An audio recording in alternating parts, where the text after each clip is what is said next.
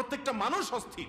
এর মূল এবং প্রধান কারণ হলো এই কলব এবং অন্তরে যে জিনিসটাকে ঢুকানো দরকার ওটা না ঢুকাইয়া ভুলটারে ঢুকাইয়া বসে আছে, ইনস্টল করে নিছে দুনিয়াকে। দুনিয়া ছাড়া আর কিছু তার মাথায় নেই। একজন যুবক তিনি কোনো মেয়ের সাথে অবৈধ সম্পর্কে জড়িয়েছেন, হারাম সম্পর্কে জড়িয়েছেন, সেটা একটা বিষয়, কিন্তু সেই মেয়ে তার সাথে ধরুন মানে কথা রাখে নাই, সে আরেকজনের সাথে ভেগে গেছে বা অন্য কোথাও তার বিয়ে হয়েছে। এখন সে ডিপ্রেশনে ভোগে। কেন ডিপ্রেশনে ভোগে? যে ওই পছন্দের মানুষটাকে সে পায় নাই।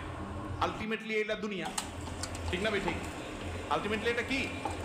তার অন্তরে যদি আল্লাহকে স্থান দিত, আল্লাহকে যদি সবচেয়ে বেশি ভালোবাসতো, আল্লাযীনা আমানু আশাদ্দু হুব্বান, তার অন্তরে যদি আল্লাহর সাথে মহব্বত সবচেয়ে বেশি থাকতো, আল্লাহর সন্তুষ্টিটাকে সবকিছুর উপর যদি প্রায়োরিটি দিত, তাহলে এরকম কেউ তার জীবন থেকে চলে গেছে, কেউ আসছে, কোনো দোস্ত নারাজ হয়ে গেছে, কিছু টাকা লস হয়ে গেছে, একটা ব্যবসা ছুটে গেছে,